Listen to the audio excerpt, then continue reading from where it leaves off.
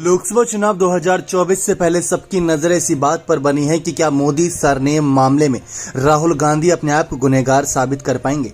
Supreme court का दरवाजा खटखटाया तो है, लेकिन जिस तरीके से हाई कोर्ट और सूरत की सेशन कोर्ट ने उन्हें बड़ा झटका दिया था, क्या ठीक वैसे सुप्रीम कोर्ट भी उन्हें बड़ा झटका देगी या सांसद सदस्यता बहाल के फैसले पर यहां पर मोहर लगाएगी। जी हाँ, वैसे तो सांसद सदस्यता बहाल होगी या नहीं होगी बात की बात है। चुनाव दोबारा लड़ पाएंगे या नहीं लड़ पाएंगे ये सुप्रीम कोर्ट के फैसले पर निर्भर करेगा।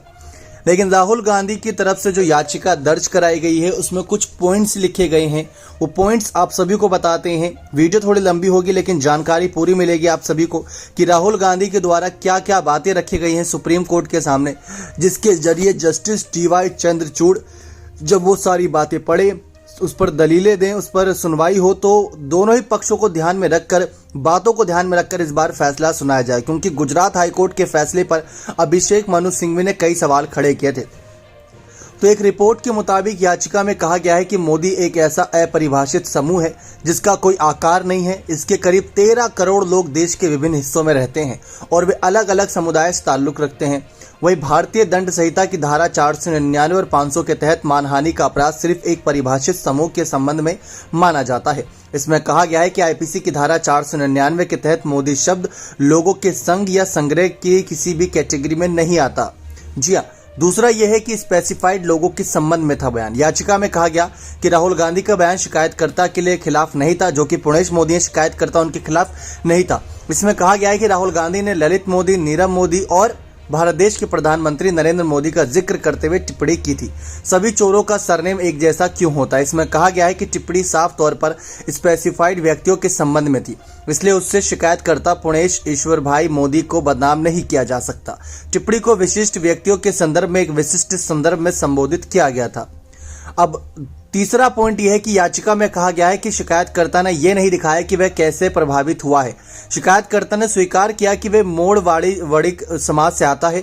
ये शब्द मोदी के साथ इंटरचेंज नहीं होता और मोदी सरनेम विभिन्न जातियों में मौजूद है। याचिका में कहा गया कि किसी को बदनाम करने का कोई इरादा नहीं है।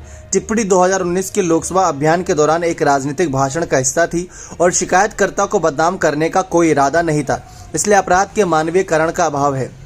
याचिका में यह भी कहा गया है कि एक लोकतांत्रिक राजनीतिक गतिविधि के दौरान एक राजनीतिक भाषण में आर्थिक अपराधियों और प्रधानमंत्री नरेंद्र मोदी की आलोचना का नैतिक कदाचार का कृत्य माना गया, जिसके लिए कठोरतम सजा की जरूरत बताई गई। राजनीतिक अभियान के बीच इस तरह का कदम लोकतांत्रिक मुक्त भाषण के लिए गंभीर रूप से हानिकारक है।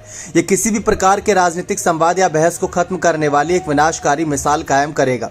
याचिका में यह भी कहा गया है कि अपराध में नैतिक कदाचार शामिल नहीं है। नैतिक कदाचार शब्द ऐसे अपराध पर लागू नहीं हो सकता जहां विधायिकी ने अधिकतम केवल 2 साल की सजा का प्रावधान उचित समझा। यह अपराध जमानती और गैर संज्ञेय है, इसलिए इसे जघन्य नहीं माना जा सकता। याचिका में यह भी कहा गया है कि हाईकोर्ट ने दोष सिद्धि पर रोक लगाने के बेसिक क्राइटेरिया की अनदेखी की है। 2 बुनियादी सिद्धांतों के आधार पर दोष सिद्धि का निलंबन हो सकता है। पहला कि इसमें ऐसा कोई गंभीर अपराध शामिल नहीं है जिसके लिए मृत्युदंड, आजीवन कारावास या 10 साल से कम अवधि के कारावास की सजा मिलती हो। दूसरा कि मामले को नैतिक कदाचार के रूप में नहीं लिया जाना चाहिए। मामले में याचिकाकर्ता की ये दोनों शर्तें पूरी होती हैं, फिर भी हाईकोर्ट ने मामले को नैतिक कदाचार से जुड़ा मानकर दोष सिद्धि को निलंबित नहीं करने का फैसला किया है।